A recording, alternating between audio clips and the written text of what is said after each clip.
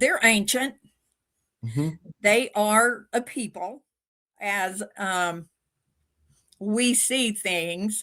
Um, they, from everything I've been told, they were put here to help humanity.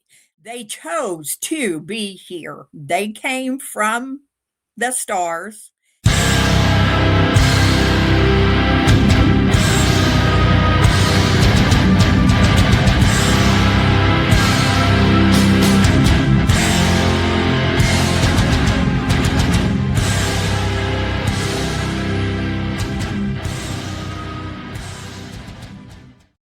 Welcome back to the Yaya Jupiter podcast. I'm your host, Tom Franklin, and I'm in a new location. Therefore, we have a new background to the logo. We have some different lighting at the moment. I will work on that as well. But if you keep coming back to the channel, do me a favor, like and subscribe, and check to see if you are still subscribed to the channel, because YouTube was a little funky there for about 2 months.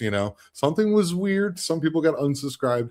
Go back through and make sure that's happening. Hit the bell notifications. That way you get to keep up on all your favorite interviews. There's also a members of the silver membership. You get yourself a little plaque. You get to see the episodes early. And now there's a new one called Inside the Eye, where anything over an hour, you get to go in there and you get to see that there as well, which also then the silver membership falls underneath that one.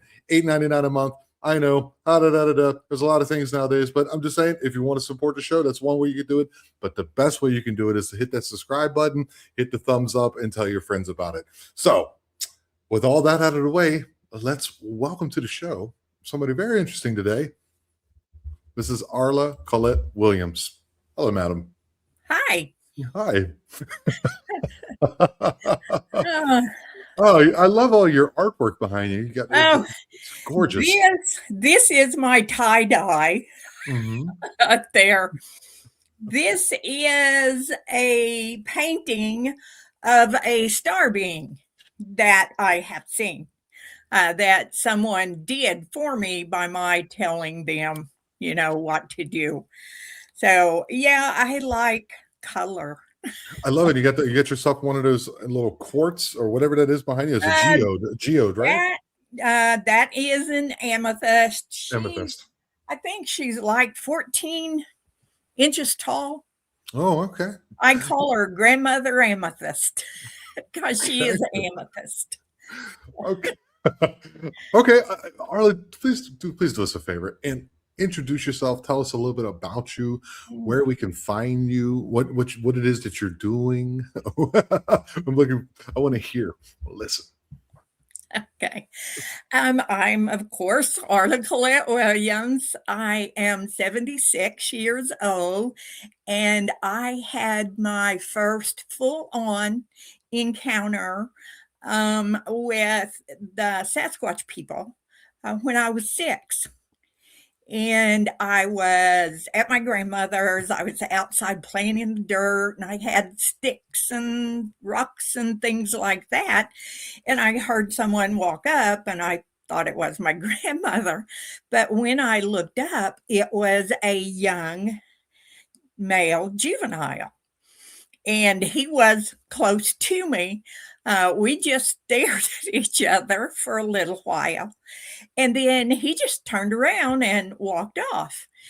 And so I jumped up and I ran in the house and I told my grandmother what I'd seen. And I said, "What was that, Granny?" And she just said to me, "What do you think it was?" And she let me think about it for a while. And then she started teaching me about them. And So she knew. yes, she had her own experience with them. She grew up in the Boston Mountains in Arkansas. And yeah, she had known about them. And one of those photos that I sent you was of her doing the Bigfoot walk. And that was done in the early 50s is the closest that we could come to the date of when it was. So that predated Jerry Crews and the Patterson Gimlin. Um, and when she gave me that photo, I'd never seen it. Wow. And I asked her, I said, Gran, what are you doing? And she said, I'm doing the walk. And she kind of grinned. And she couldn't remember either at that time, exactly when that was. But because of the vehicles and things in there, we figured it had to Okay. be in the early 50s. There she is. There she is. There she is. There she is getting down. Look at Yeah, her. and Beautiful. she She had was such she a was green. demonstrating Yes, she's she demonstrating was. here how they walk. Yes, Okay. that's what she was doing. So, I mean, I love that photo, and I've had it for several years. She gave it to me a few years before she died. We had gone through some things and we found it because I grew up, I'd never seen it until then. And so, it was just another one of those things of, yeah, she knew exactly. Um, I've I've been a part of, I guess, what you would call this Bigfoot community of people. I'm not a researcher. I don't research. I've known about them for 70 years. Okay. Yeah, that's right. So, 76, 70. That's some good math. yeah.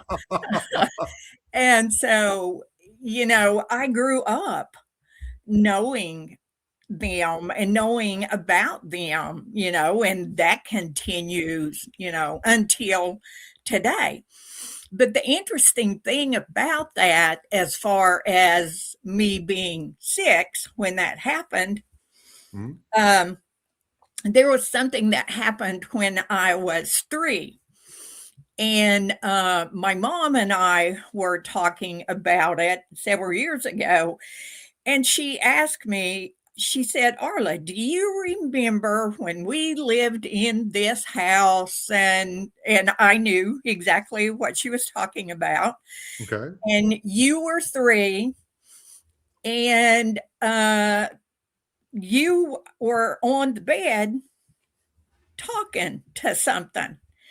And I said, yeah, Mom, I can remember that. And the reason it was etched in my mind is because my mom was in the closet getting clothes for the next day. My dad was in the bathroom taking a bath, and I was just sitting on the bed.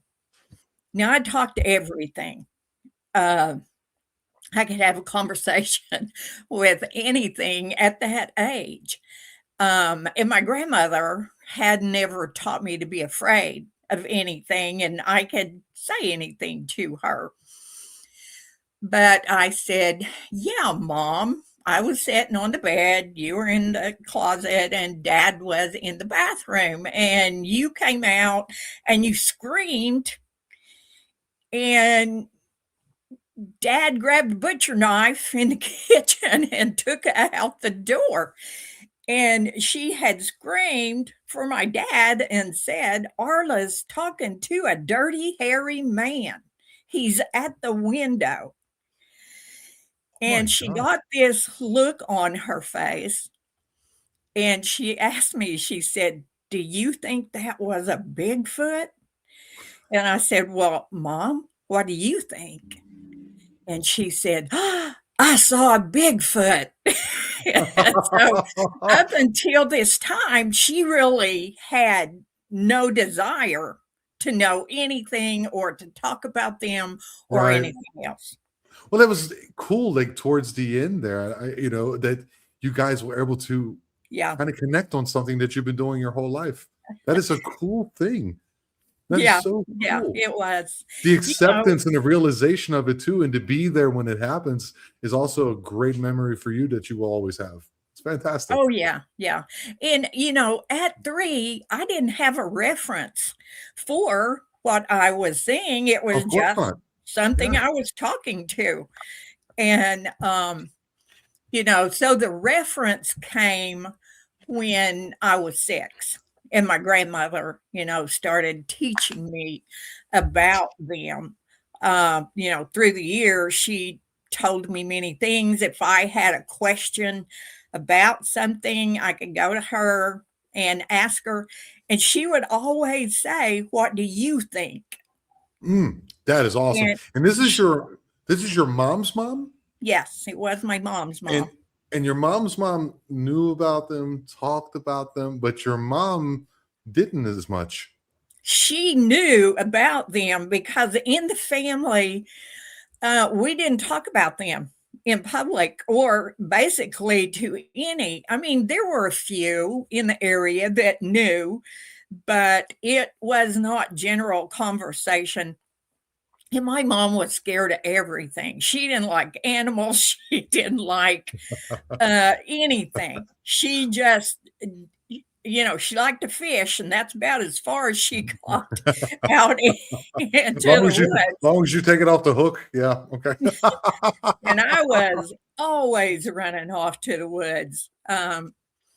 So yeah, for her to actually know that they existed, but would never talk about them, and then for her to bring that back to me, that memory, Wow. because I would have never put that 2 and 2 together if it had not been for her.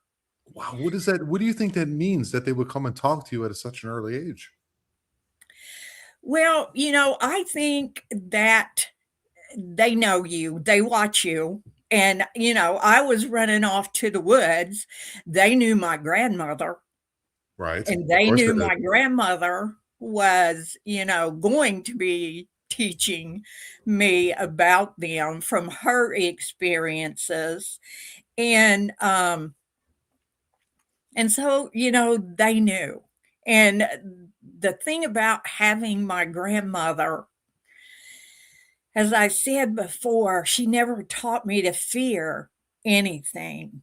She always told me to, if I was somewhere and I saw something or, whatever, to ask, "Who are you?" And not to be afraid immediately because I didn't have a reference for Mhm. what I was saying, but I could always, go to her. Now, from a very young age, I mean, I remember things that happened before I was a year old. And I was talking to my grandmother and I asked her when was the last years that she and mom picked cotton. And she said, told me, and I told her some things, and she said, "How did you know that? You weren't even a year old yet." And what they had done, if you know anything about a cotton sack, they're real long. And so they would set me on the cotton sack or lay me at the end of it, Oh, and drag you. and they could drag it, and when they were going down the road, I would be on that, but I was forever getting off of it and taking off, but I remembered it so clear, and, she said, "How do you remember that? It's You weren't tactile. even a It's year very yeah, it's old." very tactile.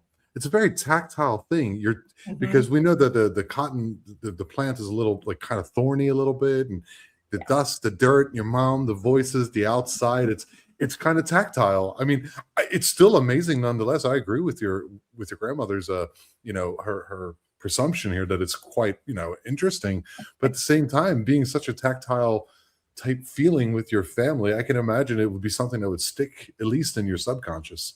Yes, yeah. Mhm. And I think that there's a lot too that is there within you that you just don't remember. And things can trigger those memories and it'll all come flooding back. And that's one of the things that I've seen happen over the last several years. It wasn't like that so much when I first came to this, but that people are remembering, things are being triggered of, that's what I saw. That wasn't a bear, or, whatever. And these were from times when they were children. And Right. I know I had worked with Kyle Ponka, friend of mine, in helping him come to a better understanding of, what we're dealing with the Bigfoot people. And as we were talking, he had a memory, and he said, wait a minute. He had been down by the river when he was just a little boy, and he slipped and fell in, and a bear, he said, had saved him and carried him back up on to the shore. And he looked at me and he said, that wasn't a bear. Bears don't do that. Do that. Right. So, that I memory love thing. the isn't it great how the brain kind of tries to contextualize, Oh, and yeah.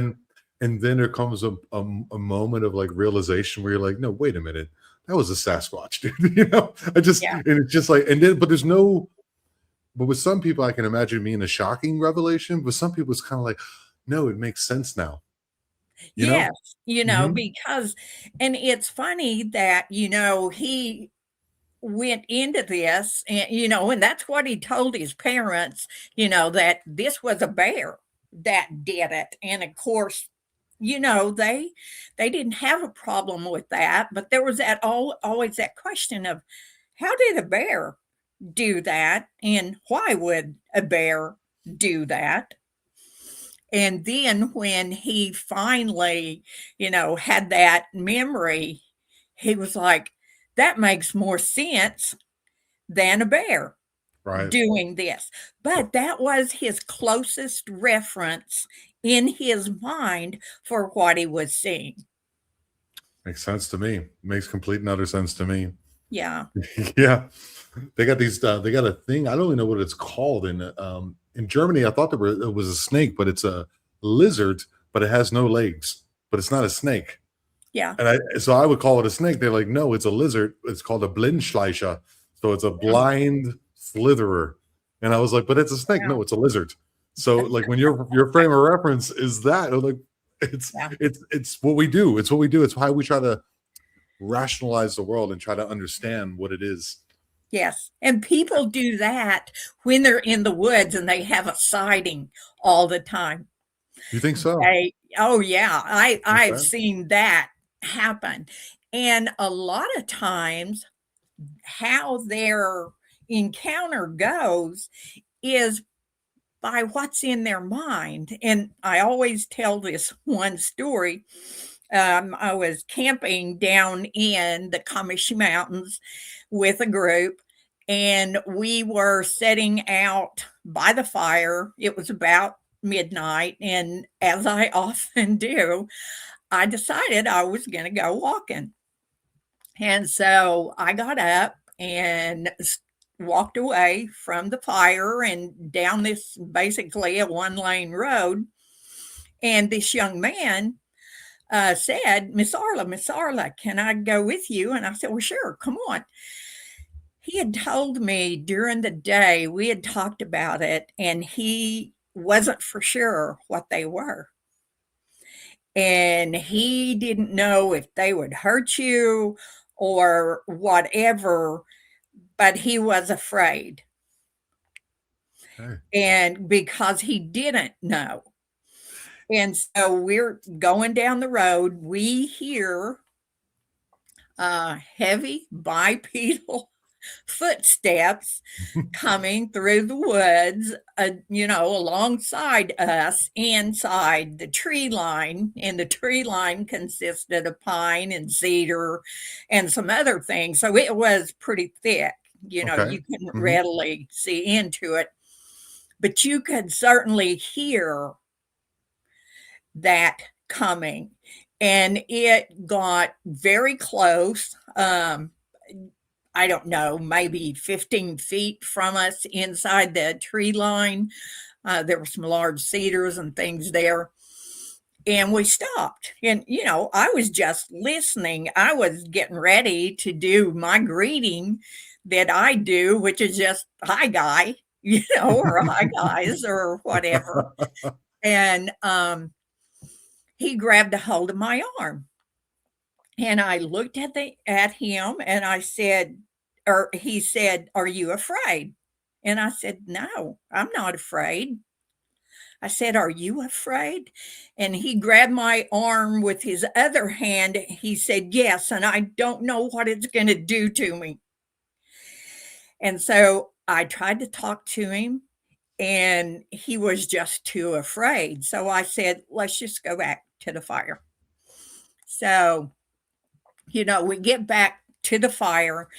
If someone takes a report of that encounter, Right. mine's going to be, I got up from the fire, walked down the road, heard heavy footsteps inside the tree line. We stopped and it was there. I could tell, it was there.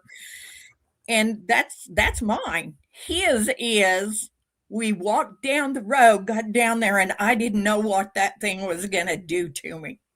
That's completely normal. It goes with a lot of things. Eyewitness accounts of many things can be two different things. Two people can see the same act of violence and have two different angles and see it differently. Yeah. People can also be taking like psychedelics together and have a shared experience, and one person will see Noah and another person will see Jesus and Yeah. a third person will see the devil or something. It Yeah. kind of like your mind is, you're like, what you feel is a reflection of your reality. Yes, And that it is so is. telling. Isn't it so telling, Arla, Yeah, about it the is. nature of reality and who you are? Like, people always think that they want to change the world, they want to go outside of it so it's more comfortable for them instead of being comfortable within and putting that out. Yes. Yeah. Okay. With all that tie-dye dream catcher stuff, I thought you might understand what I'm talking about. Actually, I do. Cool. But it is what our belief about something that is, that creates that experience. Yes, ma'am. I wasn't afraid at all. There was no fear in me, but he had already expressed during the day that he was afraid. He didn't know. And so when we took off down that road and we heard those first footsteps, that fear kicked in on him. Right. And, through the years, over the last 16 years, I've been from coast to coast and in British Columbia, and I've backpacked and primitive camped all over. Okay. What about And Mexico? Well, that's where I'm down. I'm down here in Mexico. no, I hadn't been Never- there yet. Oh. I'm trying to find a Bigfoot researcher that's been, or someone who's an experiencer. Yeah. We're getting Dogman possibly down here. Yes. Dogman accounts. We're getting some of them, but now I haven't so far heard of any in Spanish. Pie grandote, so Bigfoot. I haven't heard a thing. Not yet. Well, Is that I right? would, I would suspect that they would be there.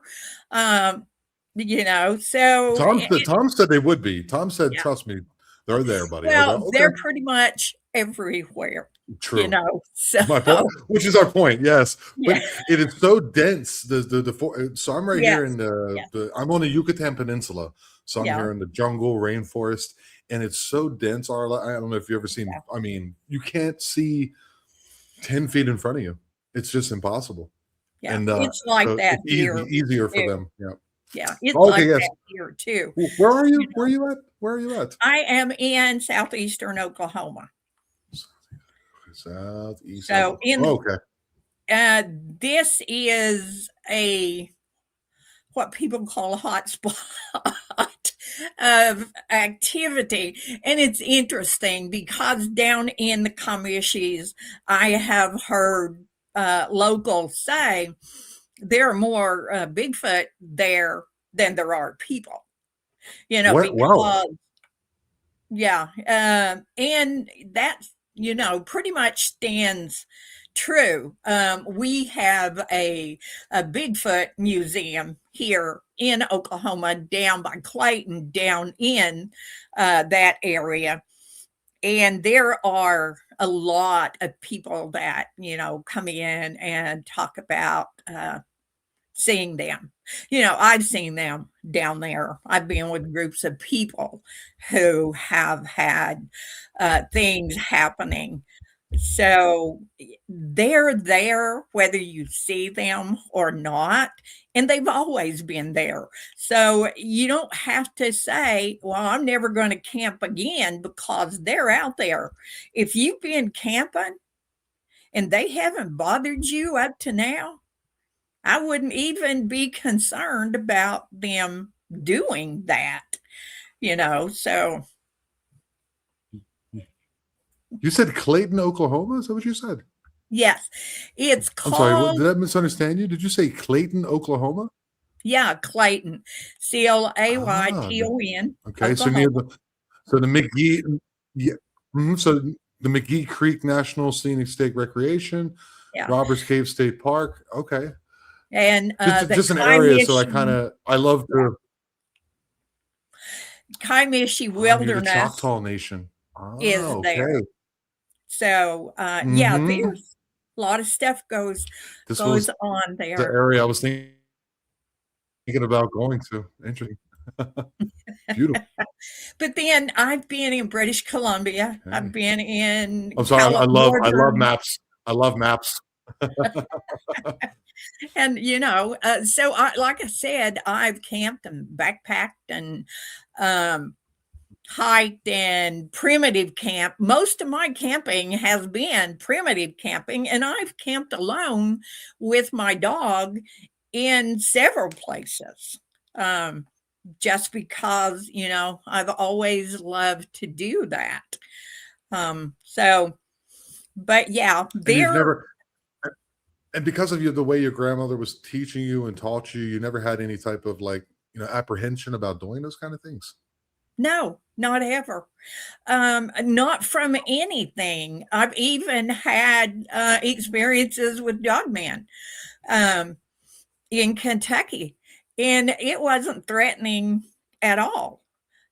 So, like I Wow. said, I don't have any fear. I didn't, When you grow go, up. could you put some of that through the internet lines and stick it into my body? Because I was thinking that the gentleman you were talking about, that would be my account. I'd be like, Arla, I'm a scaredy pooper. Everyone knows that. I'm not afraid to Yeah. say it. I don't care. Um, because I don't know what that is. I'm a former military vet. If you give me my ammunition and my, tell me what I got to do, I'm okay. I'll survive.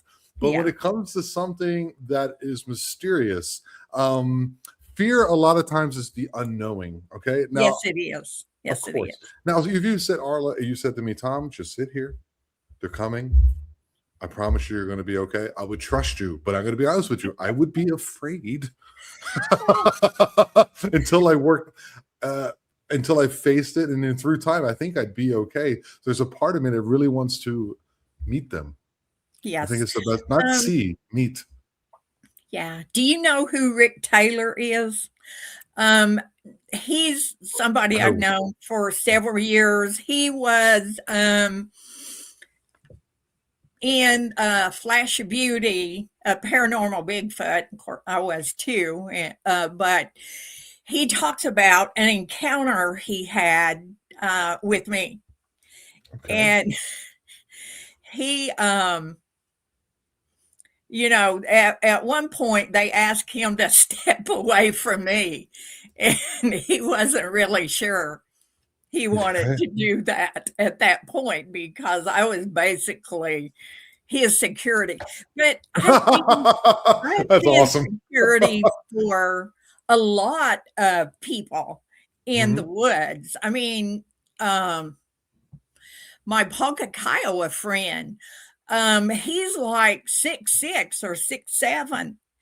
And when I started, working with him and talking with him, he was still in that, space of not really understanding what was going on. He had been taught that they were a dark energy. And so he wasn't Is that feeling. because of maybe, I'm sorry, Arla, is that because of maybe some type of church upbringing, the dark energy stuff?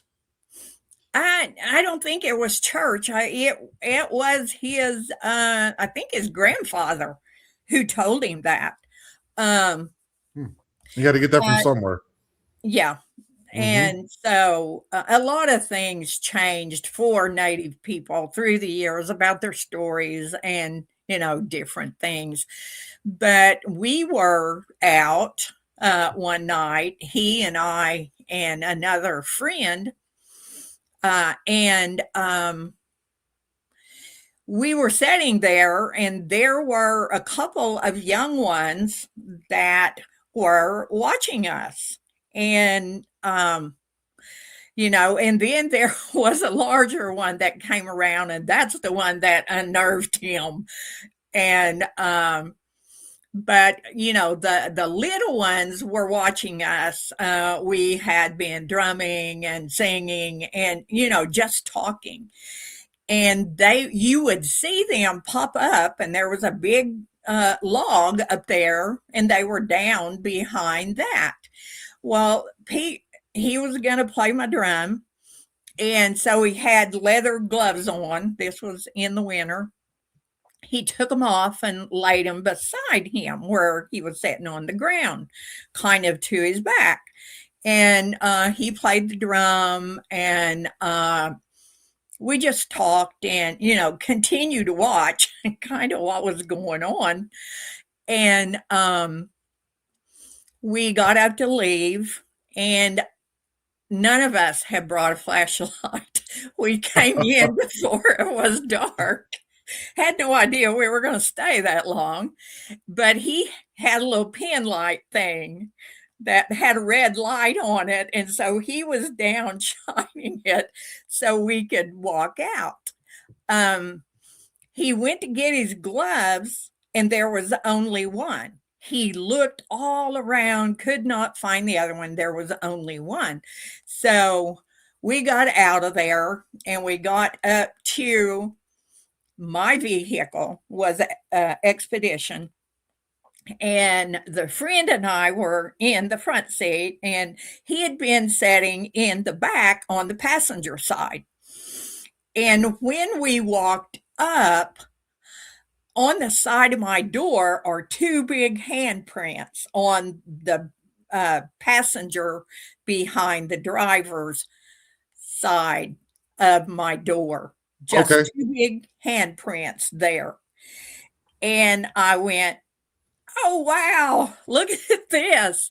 And of course, he comes around there and he looks at it and he's going like, "Wow." And then he goes back around, he gets back in, we're getting ready to leave, and he looks over, and in that passenger seat is the other glove. Oh.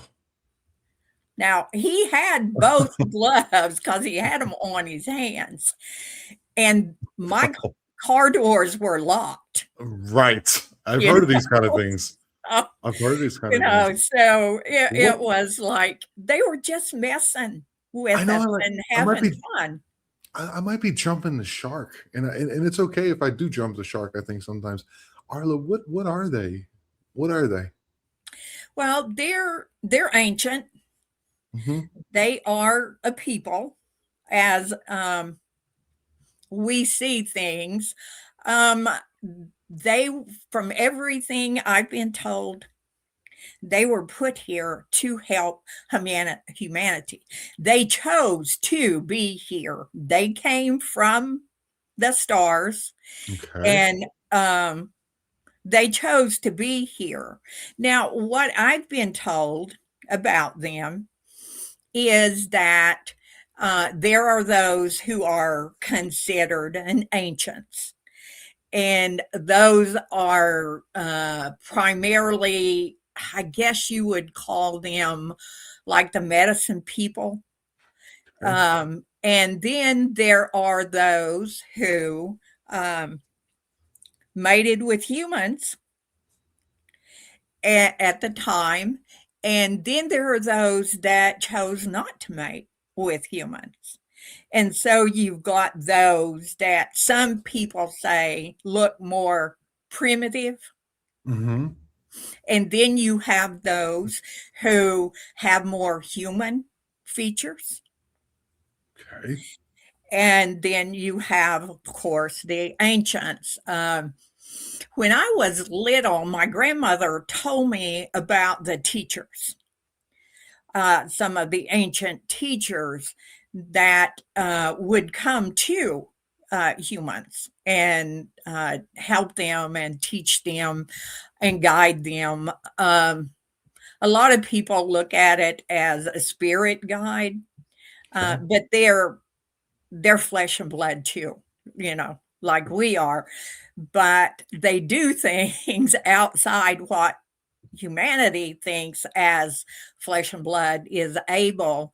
But the truth is, we're able to do those things too. Right. We have just forgotten how Yes. to do Dude. those.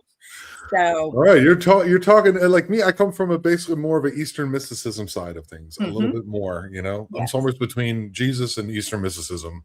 I'm yeah, not a yeah, Christian or any of that. I'm just a curious being, and I want to yeah. know as much as I can. My question is like I enjoy like helping people, okay, and I enjoy helping my daughter or seeing a man on the street who needs help. I enjoy helping them, but I don't. Why would they choose to help, and for what purpose? Like, is it because it's I don't know, like, or they want to pass knowledge, or they want to remind us of what we could be, or what is it that they're doing? All of those, you Okay. know. Uh, I'm glad I didn't dig a big swing and a miss there. Okay. there are so, excuse me, native stories about why they're here. And I've heard elders say that they are here to help us live in a better way. And they will work with us and teach us. Yes, they love this earth, they love this physical earth. And no one put them here or manufactured them or anything else. They came here, by choice Yeah, under their own to do volition. Hmm. this. Hmm. So with Kashima, that is who came to me as my teacher. That's the Um, your that, teacher's name. Your teacher's name is Kashima. Kashima. Yeah, Kashima. Kashima. Kashima. I Kashima.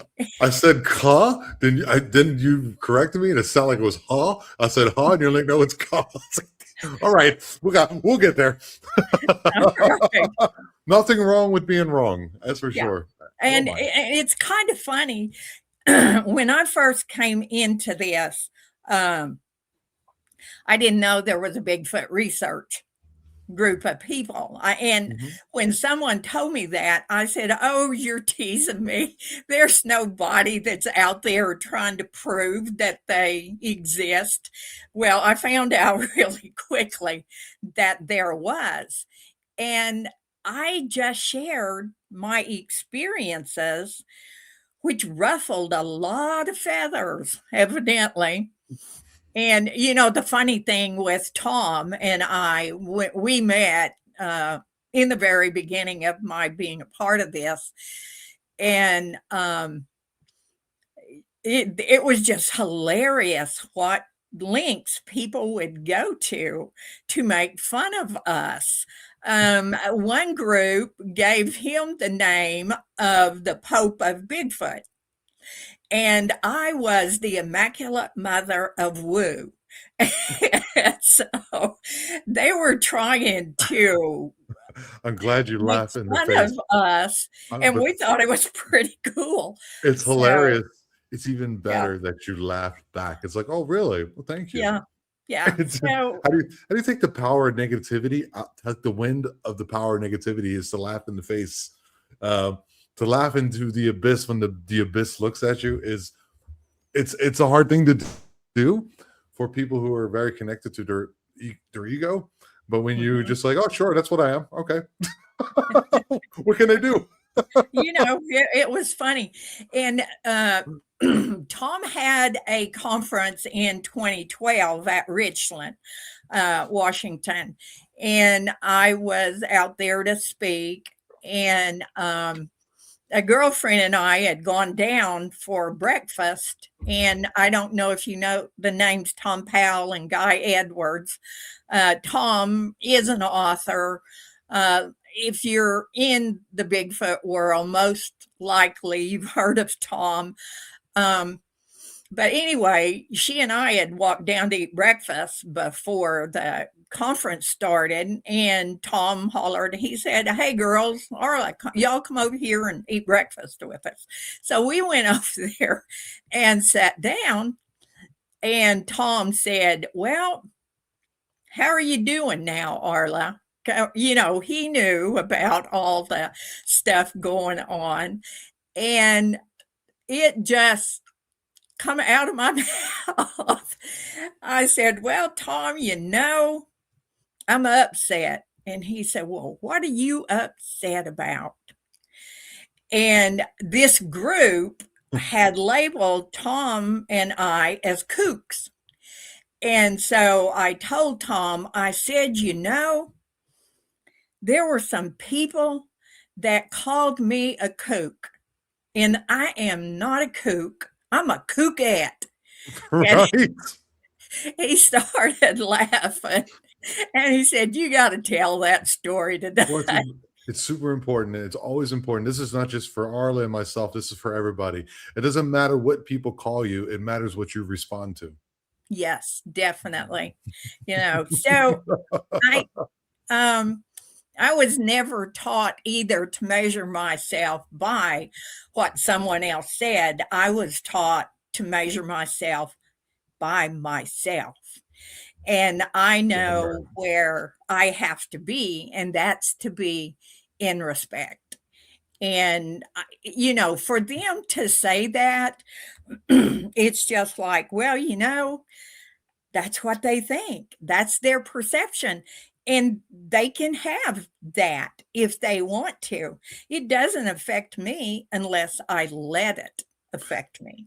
Damn right, dude. Now, if only everybody in the world would remember that, like right now, and then do that right now, that would be so much better. People, I want this place to be nirvana. Well, look at yourself, Yeah. and fix yourself. You're always watching TV. Go outside.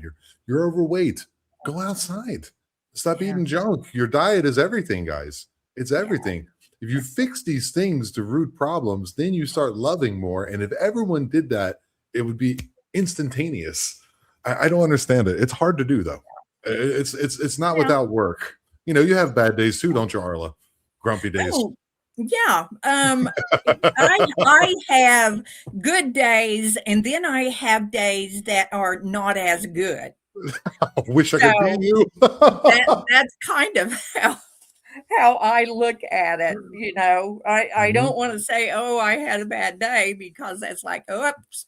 No, I am not creating that. I am, That's a great. So you're saying that the magic, okay, because words are magic, language is magic, and you putting that into the universe and into your mind, then you're creating your reality with your own thoughts, yes, which is you do. exactly what you were telling us at the beginning of the show.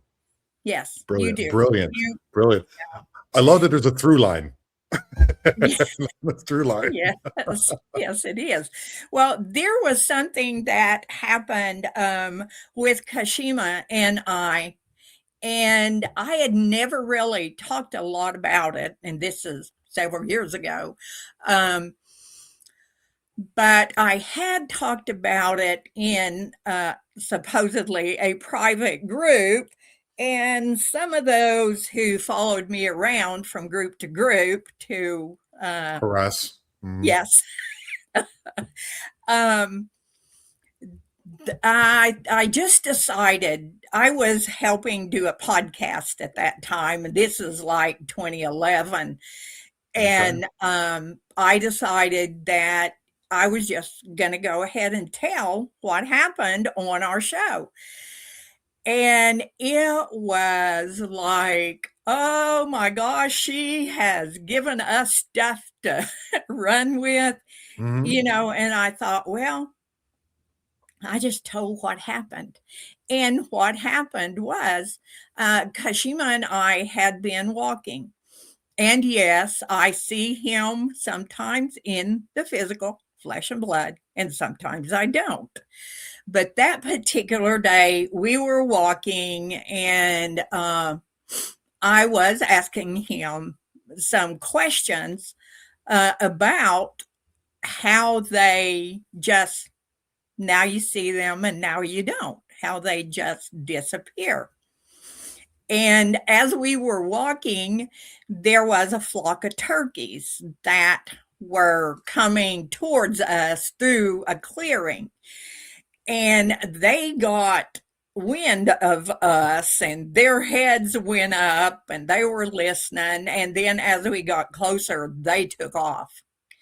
Well, we walked on by that area.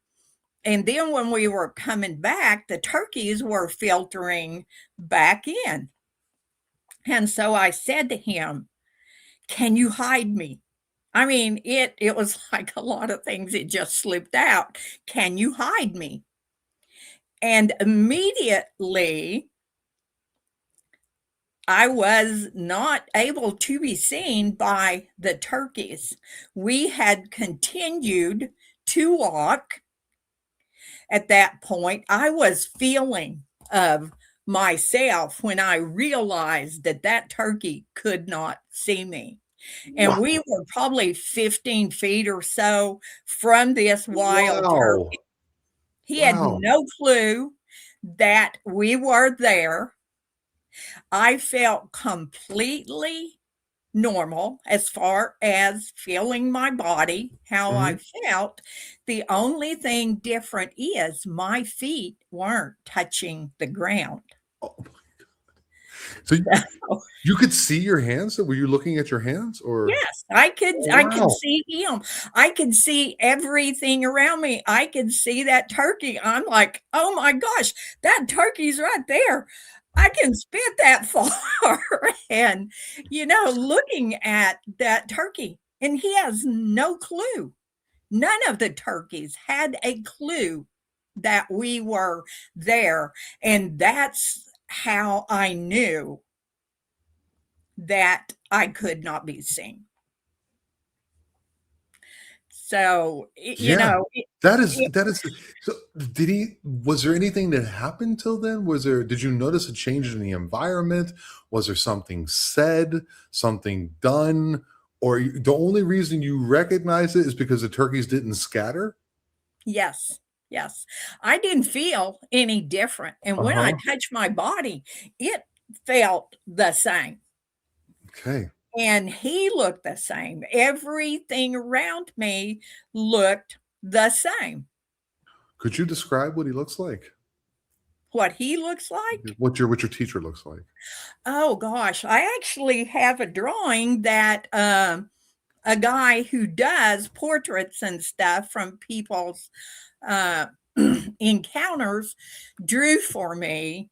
Um, he's somewhere between 8, 9 feet tall. I don't know exactly. He has a very human looking face. He also has scratch tattoos across his nose. He has What 4 tattoos? What tattoos? scratch. What They're scratch tattoos? scratched in, like Oh, people okay, used okay, to do, um, okay, with earth pigments or okay. ashes or different things. Um, and he has a tattoo on, here, right about here, and it is a moon and a star. And, w he like I said, he's very human looking. Um, how I met him Okay. was, I had been helping to support the International Council of 13 Indigenous Grandmothers. Now, these were Indigenous grandmothers from around the world who had helped their people or people in general who taught old old sacred ways. There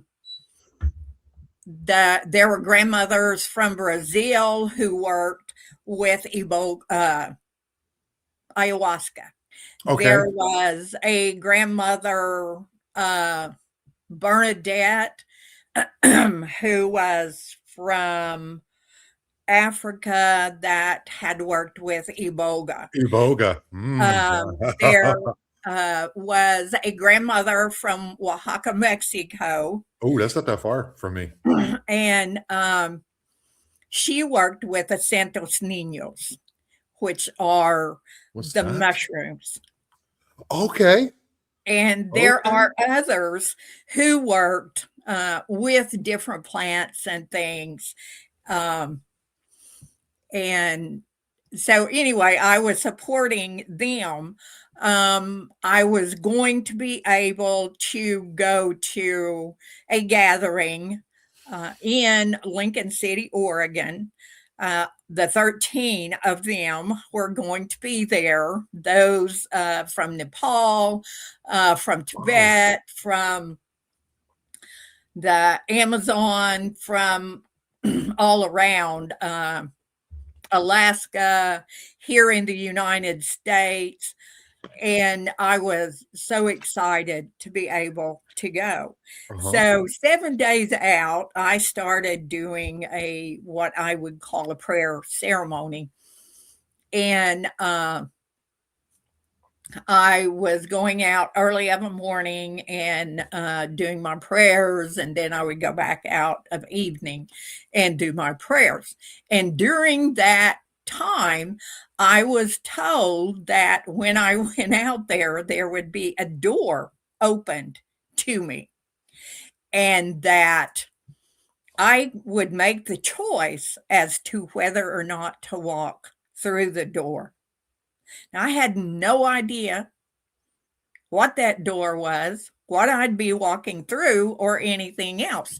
But during the time that we were out there, the grandmothers would each day, a couple of them would teach and do ceremony of the morning, and then we would have more of the evening. Now, we were on the beach at Lincoln City in a huge circle with a fire, and they were teaching. Well, those grandmothers from Nepal and Tibet brought things that I'd never seen before. I was just amazed at them. And I remembered that I had been told a door was going to open to me. And it just felt like it was going to open at that night. And so I was just kind of in my mind thinking about it. And that night, after the grandmothers were through, we were having, I think there was like 400 people there, all out on the beach in the sand in this huge circle. And we were all in communion and in prayer and meditation. And at that point, I saw the door and it was open. And I heard again, this is your choice to walk through the door. Well, in my heart, I knew I was supposed to walk through that door. And so I just said, the Spirit, I will walk through the door, not knowing what I was going to be walking through, except what they told me was people will ask you, how can you work with that energy? That people would be questioning me about what it was that I would be doing when I Right. walked through that door. Right. So I just left it and knew that I'd made the right decision. So I get home and my sister-in-law calls and she wants to hear about the whole week, what we did. So we go out to eat and we go to this little restaurant to eat, and they have these papers that tells what's going on in the community. Well, I picked one up, but I didn't read it. I took it home and laid it down. And that night, about, I don't know, about 3 o'clock probably, I was woke up by the most horrible smell I had ever smelled. Now, I had never smelled that growing up or at any time knowing the Bigfoot people. I'd never smelled that smell. Okay. But, and at that point, smelling that, I didn't attach it to them.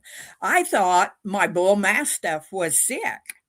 And so I got up, I went in and checked on her. She was all right. And I can smell it. It's like it's overpowering. I open the front door. I don't see anything. And so I'm just sitting there going, what is this? What is this smell? And then it was gone. And I went back to bed. So the next day, I picked up the little paper and was looking through it. And there was a footprint and an article about someone finding this print down on the river, not too far from where I live. Wow. And I was just like, wow, that's cool. Well, my girlfriend called and I said, I got this paper. It's so cool. It had this footprint in it. And then I went, I got to tell you about this smell last night. It was horrible. And she started laughing and she said, footprint, smell. And I'm like, what?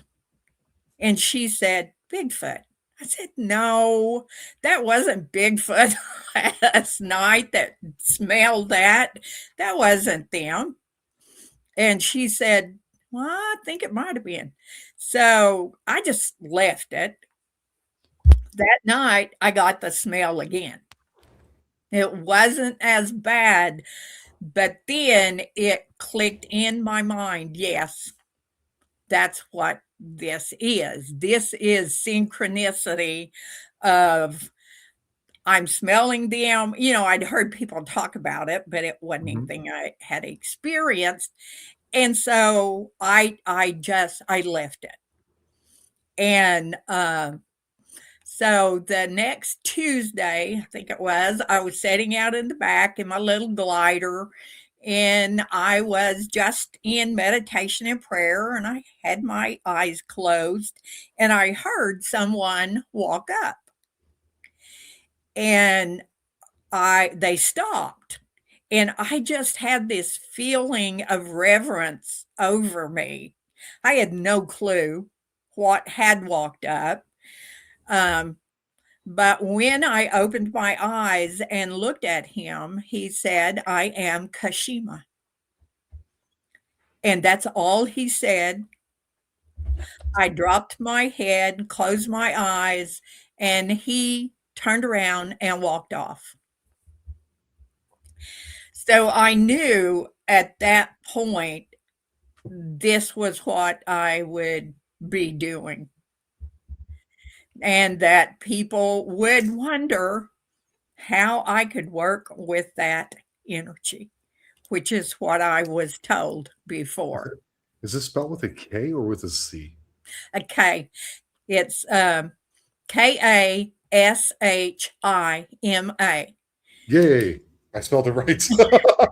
Now, a lot of Yay. people take that. I think there's a Japanese word for that, and Yeah, that was my first yeah, inclination. I was like, that sounds like a Japanese word. but it's not.